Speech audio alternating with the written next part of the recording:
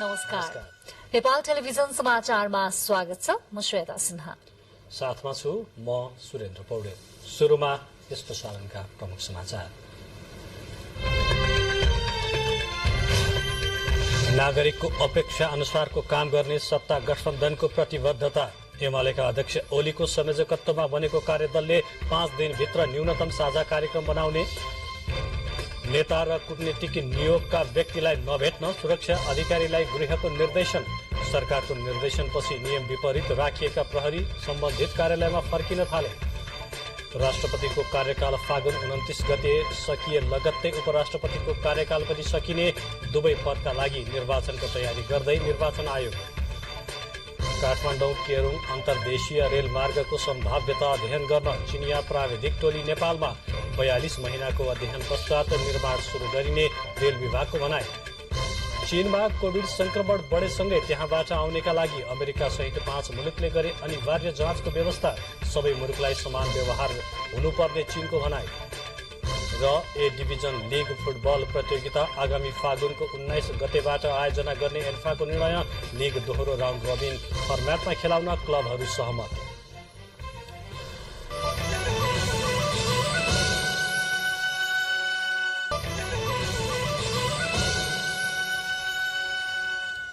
समाचार अब विस्तारमा।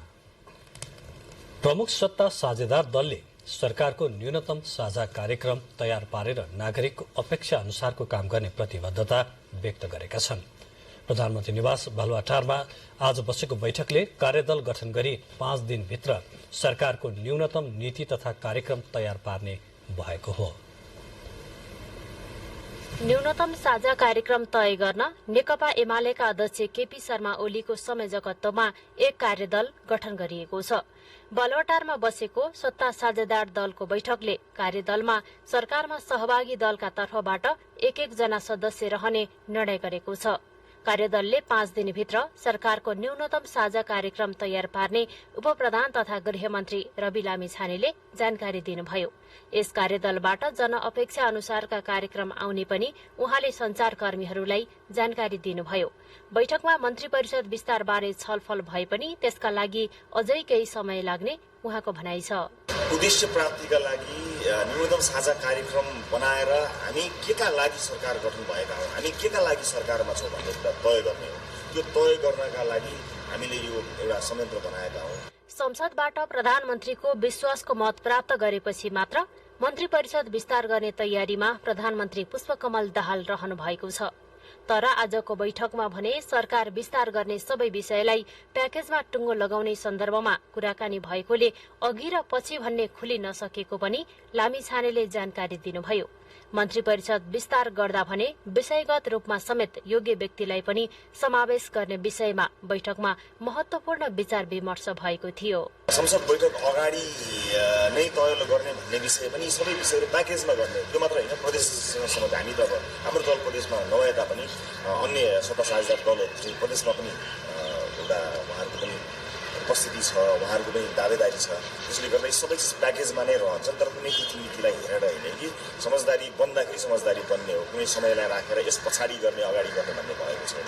त्यस्तै प्रदेशका मुख्यमन्त्री र प्रदेश सरकार गठनबारे पनि दलहरूबीच छलफल भइरहेको छ। बैठकमा प्रधानमन्त्री पुष्पकमल दाहाल प्रचण्ड, नेकपा एमालेका अध्यक्ष केपी शर्मा ओली, उपप्रधान एवं गृहमन्त्री रवि लामिछाने र राप्रपाका अध्यक्ष राजेन्द्र लिङदेन लगायतका नेताहरू सहभागी हुनुहुन्थ्यो। आजको बैठकलाई सुरुवाती बैठकका रूपमा लिँदै शुक्रबार पुनः बैठक बस्नेछ।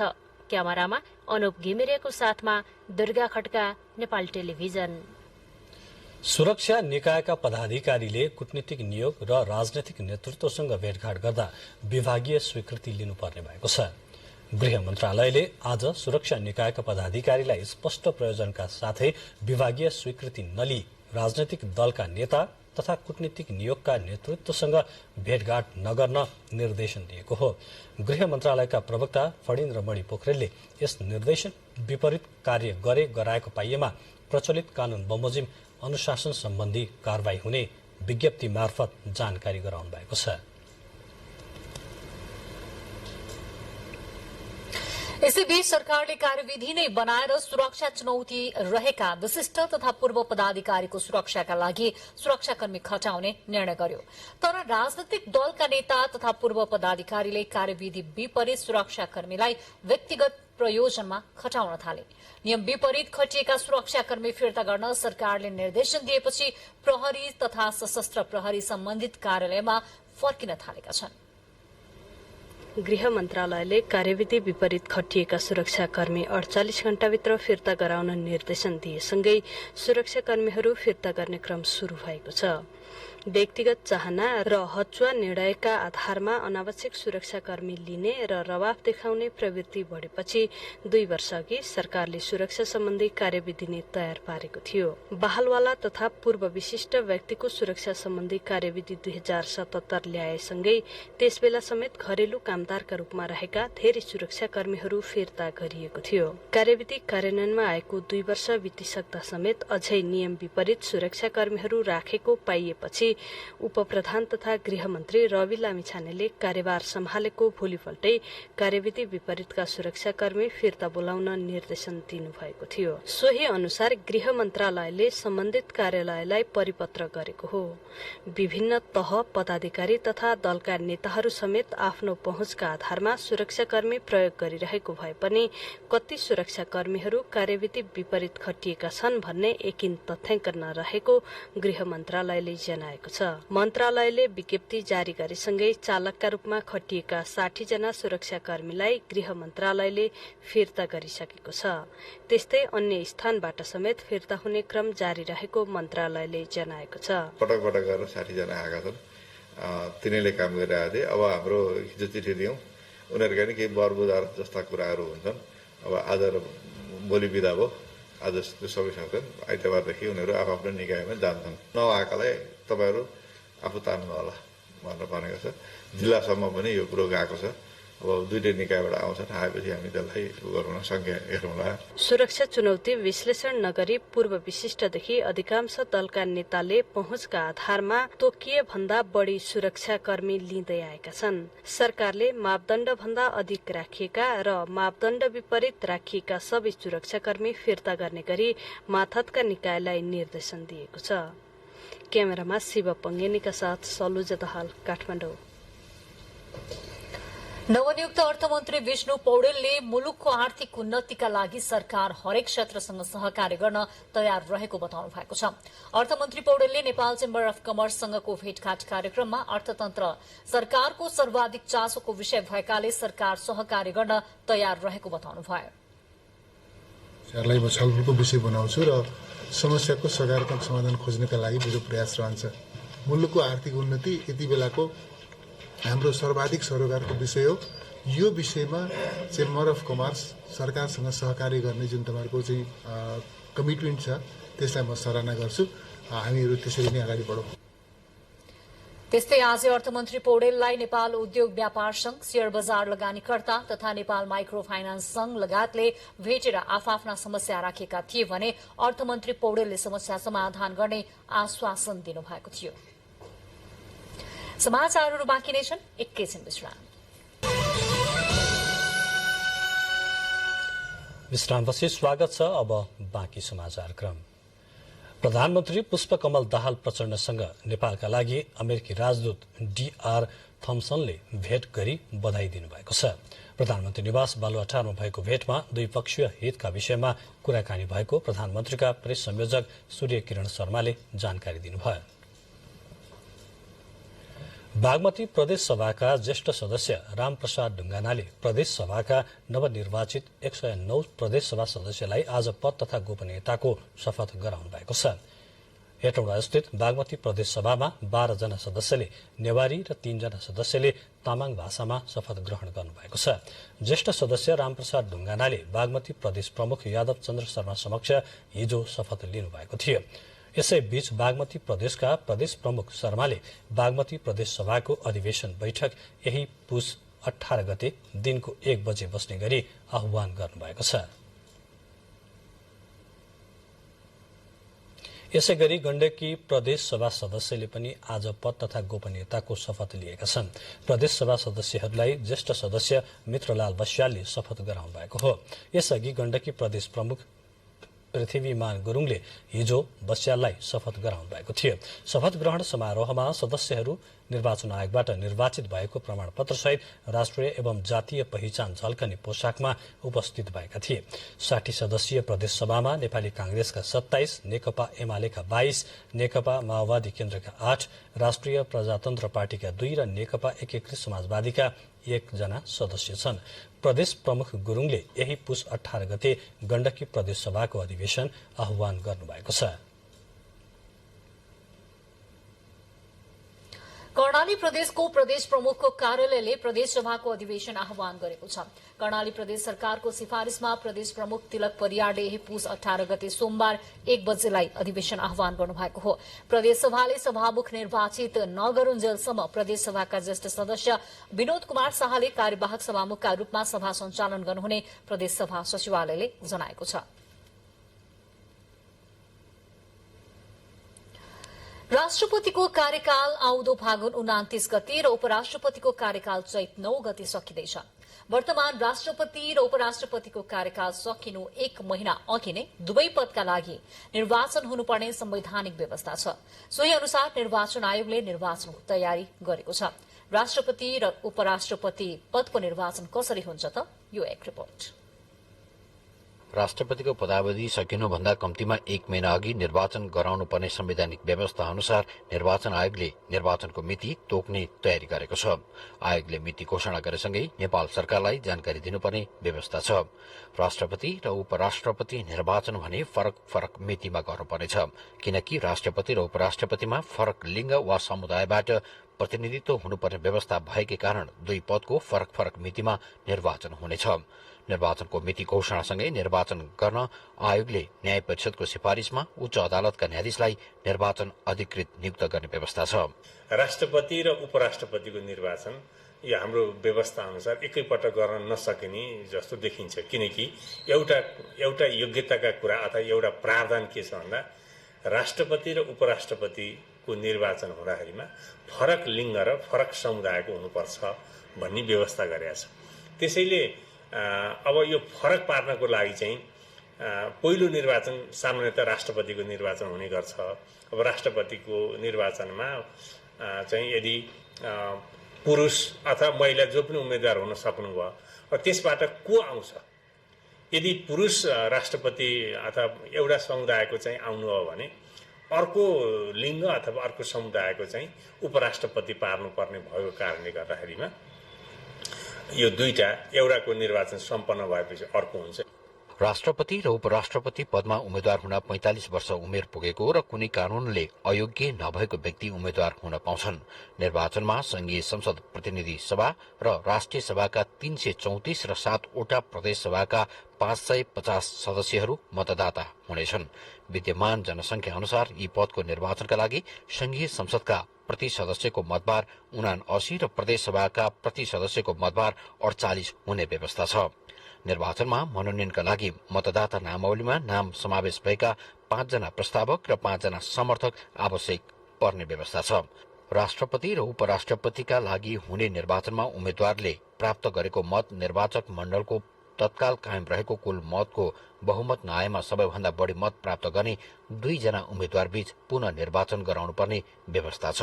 कुल मतको कुल जति अब संघीय संसदका सम्पूर्ण सदस्य संख्या इन्टु 79, त्यसैगरी प्रदेश सभाका 550 इन्टु 48 गरेर जोडेर जम्मा जति मत हुन्छ त्यसको 50% नकटाइकन राष्ट्रपति हुन नपाउने व्यवस्था अनुसार चाहिँ पहिलो चरणमा यसरी मतदान हुँदा जुन उम्मेदवारले चाहिँ कुल मतको 50% बहुमत प्राप्त गर्नुहुन्छ उहाँ चाहिँ राष्ट्रपतिमा नियुक्त हुने व्यवस्था छ।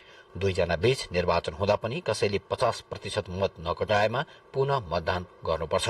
त्यसपछि हुने निर्वाचनमा पनि सदर मतको बढी मत प्राप्त गर्ने उम्मेद्वार नै विजयी हुने व्यवस्था छ, अर्थात् 50% मत कटाउनु पर्ने छैन। समाचारहरू बाँकी नै छन्, एकैछिन विश्राम। पुनः स्वागत छ। अब बाँकी समाचार क्रम। काठमाडौँ केरुङ अन्तर्देशीय रेलमार्गको सम्भाव्यता अध्ययन गर्न चिनिया प्राविधिक टोली नेपाल आएको छ। अध्ययनको समय 42 महिना रहेको छ भने अध्ययन प्रतिवेदन नेपाल सरकारलाई बुझाएपछि निर्माण कार्य शुरू हुने रेल विभागको भनाइ छ। चीन सरकारको अनुदान सहयोगमा निर्माण हुन लागेको काठमाडौँ केरुङ अन्तर्देशीय रेल मार्गको सम्भाव्यता अध्ययनका लागि China railway survey and design group कम्पनीको प्राविधिक टोली काठमाडौँ आएको छ। 3 अर्ब 20 करोड़ रुपियाँ लागतमा चीन सरकारको अनुदान सहयोगमा निर्माण हुने प्रस्तावित रेल मार्गको इन्जिनियर अध्ययन गरी सो टोलीले प्रतिवेदन तयार पार्ने विभागले जनाएको छ। अध्ययनको समय 42 महिना रहेको छ भने अध्ययन प्रतिवेदन नेपाल सरकारलाई बुझाएपछि निर्माण कार्य थालनी हुने विभागको भनाइ छ।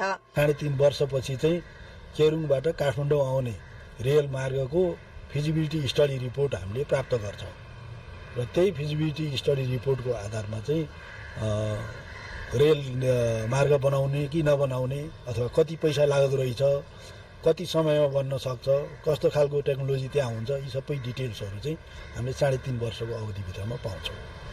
विभागका अनुसार काठमाडौँ केरुङ रेल मार्ग रसुवागढीदेखि नुवाकोटको छहरे हुँदै काठमाडौँको टोखासम्म रहनेछ।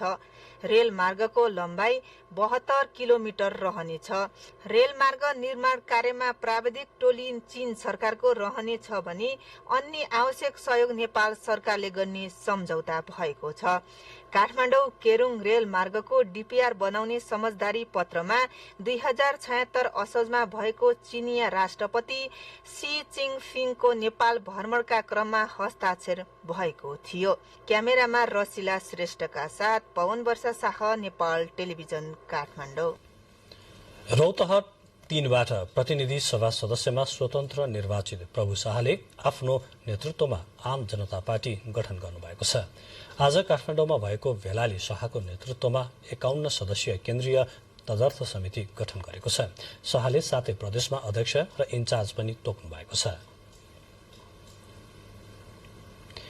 दिगो विकास तथा सुशासन समितिले सरकारलाई उखुको मूल्य निर्धारण र किसानले समयमै भुक्तानी पाउने गरी काम कारवाही टुङ्गो लगाउन आग्रह गरेको छ।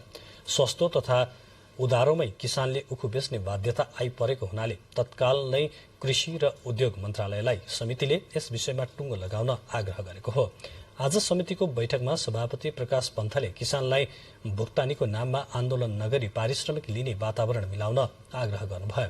विगतका वर्षहरूमा झैं अब पनि किसानलाई उस्तै शास्ति दिन नहुने समितिको भनाइ छ। अब आन्दोलन गर्न नपर्ने गरी समितिले पनि काम गर्छ। आन्दोलन गर्नुपर्ने स्थिति आयो भने हजुर खुरुखुरु सिंहदरबार आउनु, समितिमै आउनु होला। हामी बसेर कृषि सम्बन्धित मन्त्रीज्यू सचिवज्यूहरूलाई यहाँ बोलाएर त्यो विषयमा आन्दोलन नगरिकनै त्यसलाई टुङ्ग्याउने कोसिसहरू हामी गर्नेछौँ। त्यो आश्वस्त दिन चाहन्छु किसानज्यूहरूलाई। उखु किसानहरूले चिनी उद्योगहरूलाई उखु बिक्री गरे बापत पाउनुपर्ने रकम बाँकी रहेको र नपाएको सम्बन्धमा सम्बन्धित मन्त्रालय र सरकारवालाहरूसँग आज समितिले छलफल गरेको थियो। समितिको छलफलको क्रममा सम्बन्धित मन्त्रालयहरूले छिट्टै मूल्य निर्धारणको विषय टुङ्गो लगाउने र थप समस्या किसानलाई नपार्ने प्रतिक्रिया दिएका थिए। गुल्मी अस्पतालमा हाड जोड्ने विशेषज्ञ सेवा शुरू भएको छ। जिल्ला हाड जोड्ने सम्बन्धी डाक्टर नहुँदा जिल्लामा सेवा लिन पाल्पा बुटवल जानुपर्ने बाध्यता रहेकोमा अब केही दिनदेखि गुल्मी अस्पतालमै हाड जोड्ने सेवा दिन सकिने अस्पतालले जनाएको छ। गुल्मी अस्पतालमा हाड जोड्ने विशेषज्ञ डाक्टर सहितको सेवा शुरू भएको छ। गुल्मी अस्पतालले शुरू गरेको हाड जोड्ने विशेषज्ञ सेवामा रेसुङ्गा नगरपालिकाले पनि सहकार्य गर्ने भएको छ। जिल्लामै हाड जोड्ने विशेषज्ञ सेवा दिन डाक्टरहरूको अभाव हुने भएपछि रेसुङ्गा नगरपालिकाले पनि प्रोत्साहन भत्ता उपलब्ध गराएर सेवा दिन थालिएको हो। गुल्मी अस्पतालमा हाड जोड्ने विशेषज्ञ डाक्टर प्रदीप शिवाकोटीको टोलीले सेवा दिन थालेको छ। हाड जोड्ने विशेषज्ञ सेवा शुरू गर्न गुल्मी अस्पतालका प्रमुख उत्तम पच्या र रेसुङ्गा नगरपालिकाका नगर प्रमुख खिलदोज पन्थीले सम्झौता गर्नु भएको छ। पहाडी भेगमा हाड जोड्नीसँग सम्बन्धित बिरामीको संख्या धेरै हुने गरेको छ। हाल जिल्ला अस्पतालमा यस्ता बिरामीको सामान्य उपचार गर्ने बाहेक अरूलाई जिल्ला बाहिर पठाउनु पर्ने बाध्यता छ। यो सेवा गुल्मीमा शुरू भएपछि जिल्लासँगै छिमेकी जिल्लाका बिरामीलाई राहत पुग्ने रेसुङ्गा नगरपालिकाका नगर प्रमुख खिलदोज पन्थीले बताउनुभयो। गुल्मी जिल्लाभरिका सबै नारीहरूले यो सेवा लिन सक्नुहुनेछ।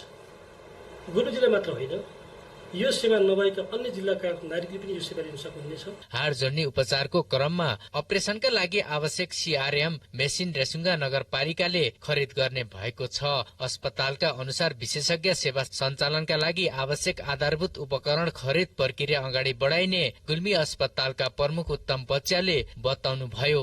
रेसुङ्गा नगरपालिकाबाट चाहिँ हामीलाई चाहिँ सीआरएम मेसिन भन्ने चाहिँ सहयोग हुँदैछ, जसले गर्दा चाहिँ डाक्टर साहब र डाक्टर साहबको टिमलाई चाहिँ त्यो बिरामीको हड्डीहरू जोड्नको लागि निकै सहज हुनेछ। हाड जोड्नी उपचारका लागि anaesthesia machine, fracture table, autoclave, C arm लगायतका ट्रामा सर्जनका लागि आवश्यक पर्ने आधारभूत उपकरण आवश्यक पर्दछ। एक्सरे लगाएर अपरेसनकै बेलामै हेर्छन्। त्यो हेर्यो भने चाहिँ ठ्याक्क हड्डी ठाउँमा जोडिन्छ र पछि अप्ठ्यारो पर्दैन, हिँड्दा उड्दा बाङ्गो हुँदैन, पर्दैन, अप्ठ्यारो पर्दैन भन्नलाई चाहिँ सीआरएम मेसिन चाहिँ चाहिने। भौतिक संरचनाको अभावले समस्या झेल्दै आएको गुल्मी अस्पतालको अत्याधुनिक भवन बन्न थालेको छ। अनिल खत्री, नेपाल टेलिभिजन, लुम्बिनी प्रदेश, गुल्मी।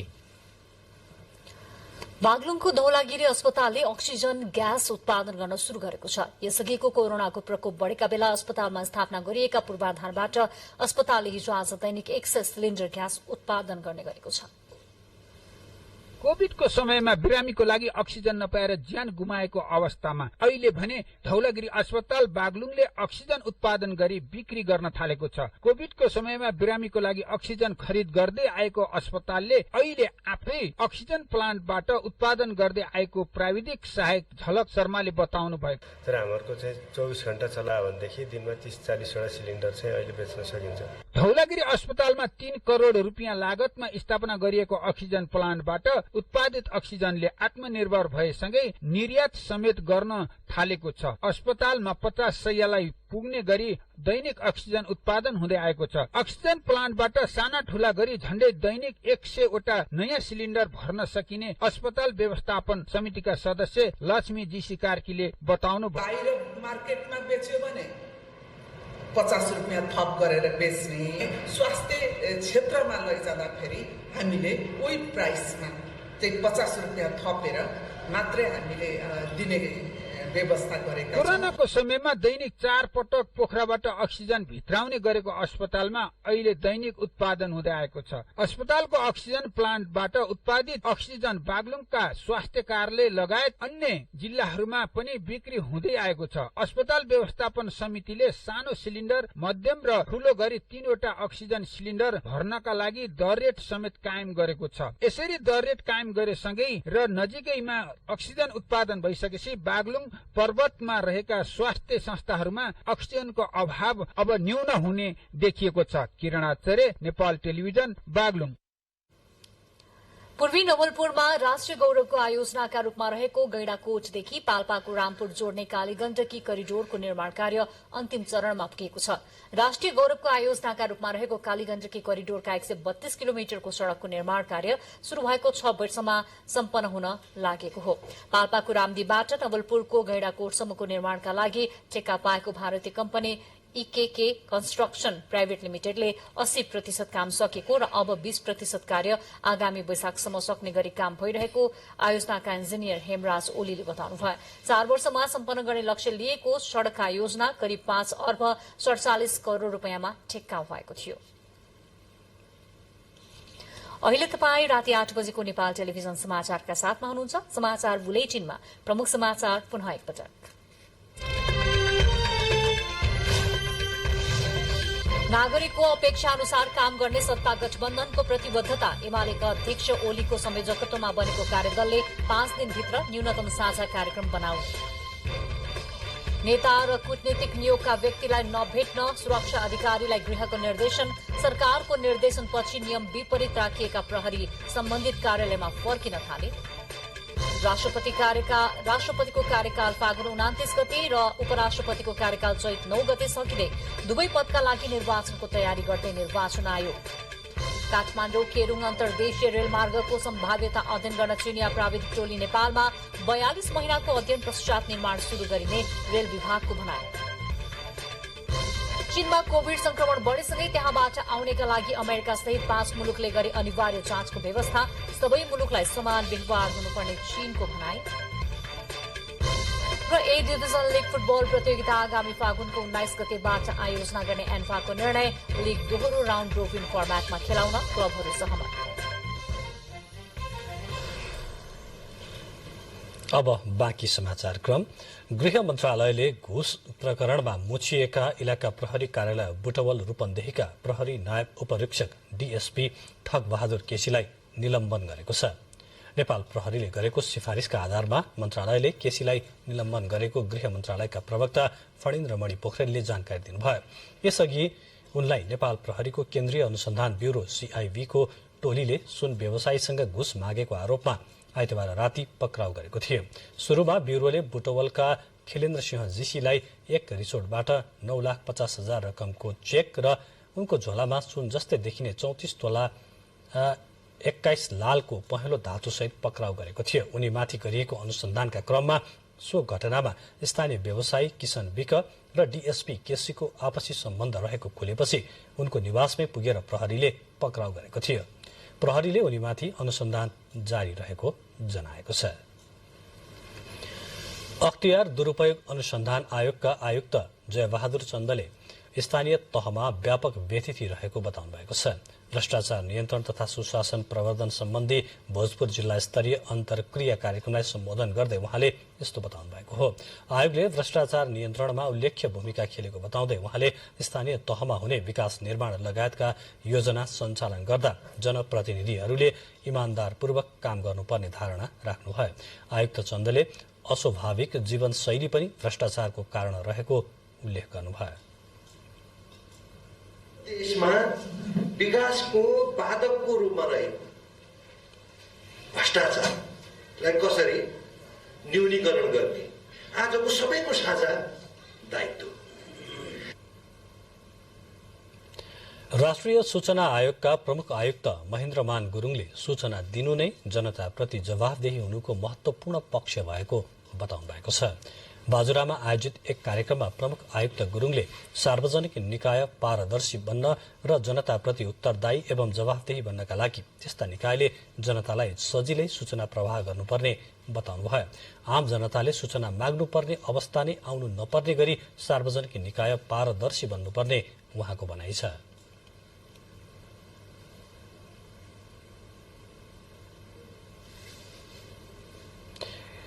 कार्यक्रममा राष्ट्रिय सूचना आयोगका सचिव दिवस आचार्यले सूचनाको हक सम्बन्धी कार्यपत्र प्रस्तुत गर्नुभएको थियो।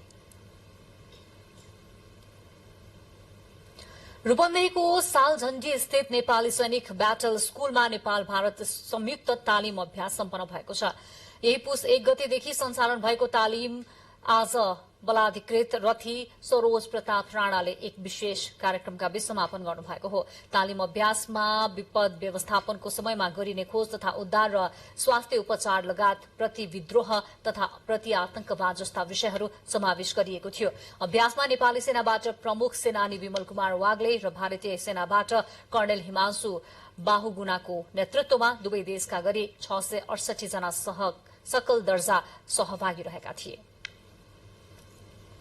नारायणी नदीमा बनाइएको त्रिवेणी स्थित गण्डक बाँधबाट पश्चिम नवलपरासीका विभिन्न क्षेत्र सिंचाईका लागि बनाइएको नेपाल गण्डक पश्चिमी नहरमा पर्याप्त पानी नआउँदा सिंचाईका लागि समस्या भएको छ। भारतको नियन्त्रणमा रहेको गण्डक बाँध मार्फत विगत वर्षमा भन्दा ढिलो गरेर मात्र पानी छाडिएको छ। नहरमा पानीको तह नमिलाएका कारण पर्याप्त पानी आउन सकेको छैन। हिउँदे बाली सिंचाईका लागि 1 महिना अगाडि नै पानी छाड्ने गरिए पनि यस वर्ष भारतको ढिलासुस्तीका कारण 15 दिन ढिलो गरी मात्र पानी छाडिएको नेपाल गण्डक पश्चिम नहर सिंचाई प्रणाली जल उपभोक्ता मूल समितिका अध्यक्ष हैदर अली मोमिनले जानकारी दिनुभएको छ। नेपाली नहर पूर्वी नवलपरासीको त्रिवेणीमा रहेको गण्डक ब्यारेज भन्दा केही माथि भएकाले पानीको सतह मिलाएपछि मात्रै नेपाली नहरमा पानी आउने गरेको छ। मध्य प्रदेश सरकारका गतिविधि समेटेर टेलिभिजन कार्यक्रम उत्पादन गरी प्रसारण गर्न मध्य प्रदेश सरकारको गृह तथा संचार मन्त्रालय र एनटीभी इटहरी बीच सम्झौता भएको छ। आज एक कार्यक्रमका बीच कार्यक्रम प्रसारण सम्बन्धमा द्विपक्षीय सम्झौता भएको हो। प्रदेश सरकारको विकास निर्माणका गतिविधिहरूलाई प्रदेशवासी समक्ष पुर्याउन कार्यक्रम प्रभावकारी हुने मध्य प्रदेश सरकारका गृह तथा संचार मन्त्री भरत प्रसाद शाहले बताउनुभयो।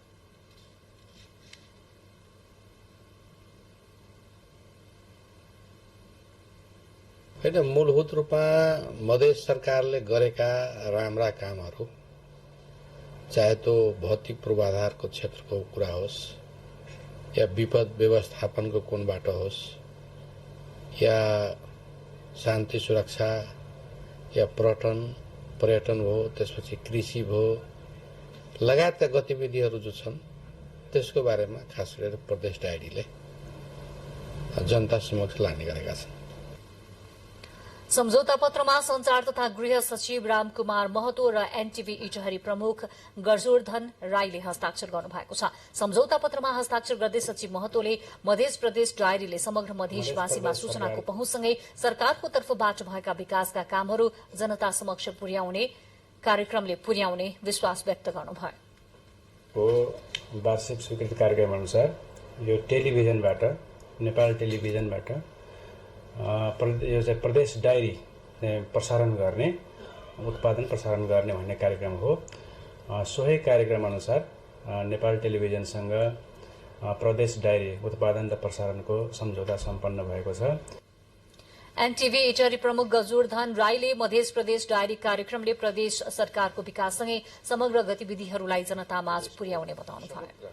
सरकारले गरेको नागरिकहरूको लागि गरेको गतिविधिहरू, प्रदेश सरकारका एउटा सामरिक र राष्ट्रिय महत्त्वका निर्णयहरू, यहाँको पर्यटन, पर्यावरण, कतिपय चाहिँ धार्मिक, ऐतिहासिक, पुरातात्विक महत्त्वका क्षेत्रहरू छन्। यो सन्दर्भमा प्रदेश सरकारले गरेका समग्र विवरणहरू, कामहरूको गतिविधि आम नागरिकलाई पुर्याउने एउटा माध्यमको रूपमा स्थापित कार्यक्रम हो। अब अन्तर्राष्ट्रिय प्रसंग। अमेरिका सहित 5वटा मुलुकले चीनबाट आउने यात्रुहरूका लागि कोविड परीक्षणको अनिवार्य व्यवस्था लागू गरेका छन्। चीनमा पछिल्ला दिनमा कोविड-19 को नयाँ भेरिएन्टको संक्रमण दर बढेसँगै अमेरिका सहित इटली, जापान, भारत र ताइवानले चीनबाट आफ्ना मुलुक भ्रमण गर्ने जो कोहीलाई अनिवार्य कोविड परीक्षणको नियम लगाएका हुन्। बेलायत र अस्ट्रेलियाले भने प्रतिबन्धात्मक प्रावधान लागू गर्नु आवश्यक नभएको बताएका छन्। कोविडकै कारण पछिल्लो 3 वर्षदेखि आफ्ना नागरिकहरूको स्वतन्त्र आवागमन र आफ्नो मुलुकमा अन्यत्रको आवागमन नदेखेको चीनले नयाँ वर्ष 2023 को जनवरी 8 तारिकबाट त्यस्ता भ्रमणहरू खुला गर्दैछ।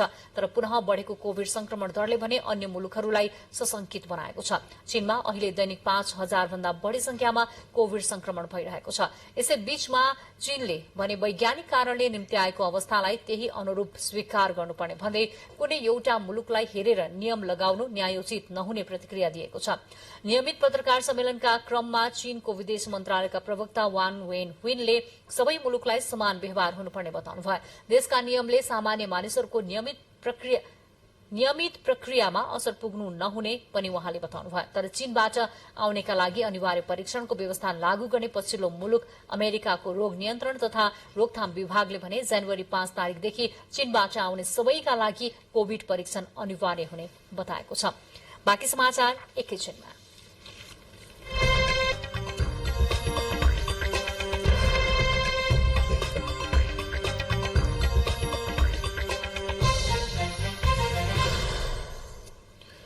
बाँकी समाचारको सुरुमा आर्थिक समाचार। 3 वर्षदेखि कोरोना महामारीले ठप्प चीन नेपाल सीमा रहेको हुम्ला स्थित हिल्सा नाका चीनले एकतर्फी खोलेको छ। हिल्सा नाकाबाट 1-2 दिनमै 8 ट्रक मालवस्तु नेपाल भित्रिने तयारी भएको यारी भन्सार कार्यालय हुम्लाले जनाएको छ। चीनले एकतर्फी हिल्सा नाका खोलेपछि नेपालतर्फ सामान आयात हुन लागेको यारी भन्सार कार्यालयका प्रमुख रामराज जैसीले जानकारी दिनुभयो। हिल्सा नाका बन्द हुँदा नाम्खा गाउँपालिकामा दैनिक उपभोग्य सामग्री, खाद्यान्न र निर्माण सामग्रीको आपूर्तिमा समस्या हुँदै आएको थियो। कञ्चनपुरको खल्ला मसेट छिका बासिन्दाले दुना टपरी उत्पादन गरी आकर्षक आमदनी लिन थालेका छन्।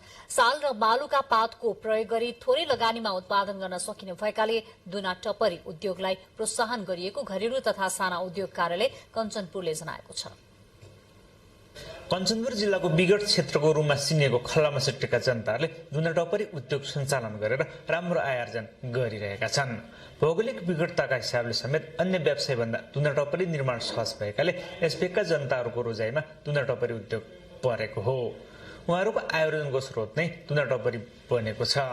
एनएनएसडब्ल्यूले आर्थिक र प्राविधिक सहयोग उपलब्ध गराएपछि खल्ला मसेटका जनतालाई उद्योग सञ्चालन गर्न थप सहज भएको छ। साल र मालोका पातहरू प्रशस्त मात्रामा पाइने भएका कारण आफूहरूले सजिलै उद्योगलाई अगाडि बढाउने भन्दै संस्थाको सहयोगका कारण यो उद्योग सञ्चालन गर्न सम्भव भएको उहाँहरूको भनाइ रहेको छ।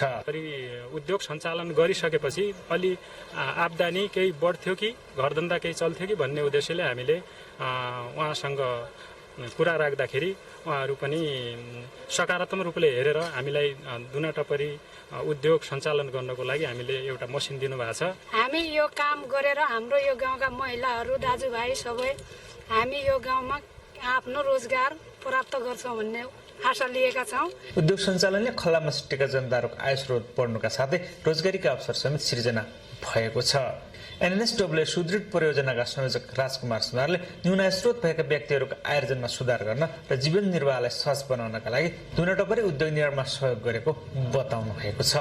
त्यो समुदायको माग अनुसार चाहिँ दुना टपरी व्यवसाय गरेर चाहिँ भोलिका दिनमा भीमदत्त नगरपालिकामा चाहिँ दुना टपरीले चाहिँ सप्लाई गरेर उहाँको आफ्नो जीविकोपार्जन गर्न सहज हुन्छ भन्ने कुरा पनि हो। घरेलु तथा साना उद्योग कार्यालय कञ्चनपुरका कार्यालय प्रमुख हेमन्त सिंहले स्वदेशी कच्चा पदार्थ प्रयोग गरी थोरै लगानीमा राम्रो मुनाफा लिन सकिने भएका कारण दुना टपरी उद्योग प्रवर्धनमा कार्यालयले सघाइरहेको बताउनु भएको छ। कच्चा मालमा आधारित अनि कम पुँजीमा सञ्चालन हुन सक्ने एकदमै सम्भावना रहेको उद्योग चाहिँ दुना टपरी उद्योग नै हो। साना उद्योग प्रवर्धन गर्ने सुदूरपश्चिम प्रदेश सरकारको नीतिका कारण समेत साना तथा घरेलु उद्योगहरू स्थापना हुने क्रम बढ्दो छ। यस प्रकारका उद्योगहरू सञ्चालनले आत्मनिर्भरता बढेसँगै स्वरोजगार निर्माण गर्ने काम समेत गरिरहेको छ। रामसिंह टकुर्ना, नेपाल टेलिभिजन, सुदूरपश्चिम प्रदेश, कञ्चनपुर।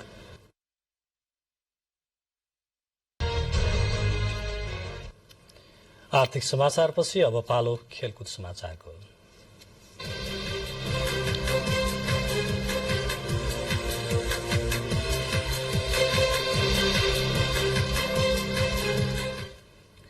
शहीद स्मारक ए डिभिजन लीग फुटबल प्रतियोगिता फागुन 19 गतेबाट आयोजना गरिने भएको छ। लीग आयोजना गर्ने सम्बन्धमा अखिल नेपाल फुटबल संघ एन्फा र ए डिभिजन क्लब बीच आज सहमति भएको हो। एन्फा कम्प्लेक्स 7 दोबाटोमा बसेको बैठकमा एन्फा पदाधिकारी र सबै ए डिभिजन लीगका पदाधिकारीहरू उपस्थित भएका थिए। लीग डबल राउन्ड रोबिनको आधारमा हुने पनि टुङ्गो लागेको छ। यसअघि एन्फाले शीर्ष डिभिजनको लीग पुस 28 गतेबाट गर्ने निर्णय गरेको थियो, तर क्लबहरूले भने असहमति जनाएका थिए। यस पटकको लीग विजेताले 75 लाख रुपैयाँ पुरस्कार पाउनेछन् भने दोस्रो हुने टोलीले 50 लाख र तेस्रो हुनेले 25 लाख रुपैयाँ पुरस्कार पाउनेछन्। साथै विभिन्न विधागत पुरस्कारहरू पनि वितरण हुने एन्फाले जनाएको छ। आहा रारा पोखरा कपको 22औं संस्करण फुटबल प्रतियोगिता आजदेखि पोखरा रंगशालामा शुरू भएको छ। पहिलो दिनको उद्घाटन खेलमा धरान फुटबल क्लबले सहारा क्लब पोखरालाई 1-0 गोल अन्तरले पराजित गरेको छ। खेलको 5 मिनटमा धरानका प्रकाश बुढाथोकीले गरेको गोल नै जितका लागि निर्णायक बन्यो। बुढाथोकी आजको खेलको म्यान अफ द म्याच पनि घोषित भए। भोलि नेपाल प्रहरी र church boys United football club बीच खेल हुने तालिका छ। खेलकुदको विकासमा सहकार्य गरौं, पोखरालाई खेलकुद पर्यटन शहरको रूपमा स्थापित गरौं भन्ने उद्देश्यका साथ शुरू भएको प्रतियोगिता आगामी 23 गतेसम्म सञ्चालन हुनेछ। प्रतियोगितामा 10 वटा टोलीको सहभागिता रहेको छ।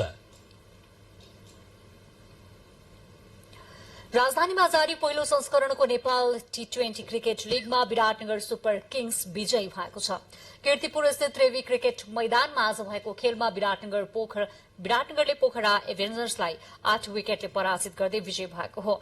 पोखराले विराटनगरलाई जितका लागि 136 रनको चुनौती दिएको थियो। जवाफमा विराटनगरले 18.4 ओभरमा 2 विकेट गुमाएर 138 रन बनायो। विराटनगरको जितमा रोहित पौडेलले अभिजित 71 रनको योगदान दिए। यो सँगै 4 खेल खेलेको विराटनगरले 2 खेलमा जित हात पार्दै अंक तालिकाको तेस्रो स्थानमा छ। त्यस्तै 5 खेल खेलेको पोखरा भने 5औं खेलमा हार बेहोर्दै अंक तालिकाको पुछारमा छ। यस्तै आज भएको अर्को खेलमा फार वेस्ट युनाइटेडलाई पराजित गर्दै जनकपुर रोयल्स अंक तालिकाको दोस्रो स्थानमा उक्लिएको छ। जनकपुरले फार वेस्टलाई 8 विकेटले पराजित गरेको हो। जितसँगै जनकपुर 4 खेलमा 6 अंकका साथ अंक तालिकाको दोस्रो स्थानमा उक्लिएको हो। प्रतियोगितामा 6 टोलीको सहभागिता रहेको छ। पाँचथर जिल्लाको फिदिममा आयोजना भएको 10 किलोमिटर म्याराथन दौड़मा पुरूषतर्फ सुनसरी धरानका प्रशान्त तामाङ र महिलातर्फ ताप्लेजुङका सम्पालमु शेर्पा प्रथम भएका छन्। चासोक तङनाम 5082औं को अवसरमा आयोजना गरिएको 5औं सुमहालुङ म्याराथन दौड़मा तामाङले 29 मिनेट 10 सेकेण्डमा निर्धारित दूरी पार गरेका थिए भने महिला धावक शेर्पाले 37 मिनेट 20 सेकेण्डमा दूरी पार गरिन्।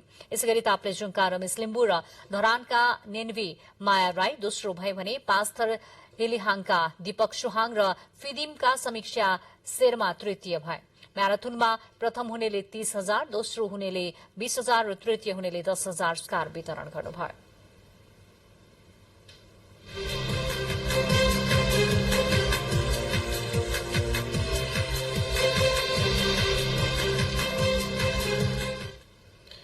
खेलकुद समाचारपछि अब मौसम सम्बन्धी जानकारी। प्रदेश नम्बर 1 कर्णाली र सुदूरपश्चिम प्रदेशको पहाड़ी भूभागमा आज राति आंशिकदेखि सामान्य बदली रही बाँकी भूभागमा आंशिक बदली रहने तथा प्रदेश 1 कर्णाली र सुदूरपश्चिम प्रदेशको हिमाली भूभागका 1-2 स्थानमा हल्का हिमपातको सम्भावना रहेको मौसम पूर्वानुमान महाशाखाले जनाएको छ। काठमाडौँमा आज राति न्यूनतम तापक्रम 3 र 5 डिग्री सेल्सियस तथा भोलि दिउँसो अधिकतम तापक्रम 15 र 17 डिग्री सेल्सियस बीच रहने अनुमान गरिएको छ। अब मौसम सम्बन्धी थप विवरण।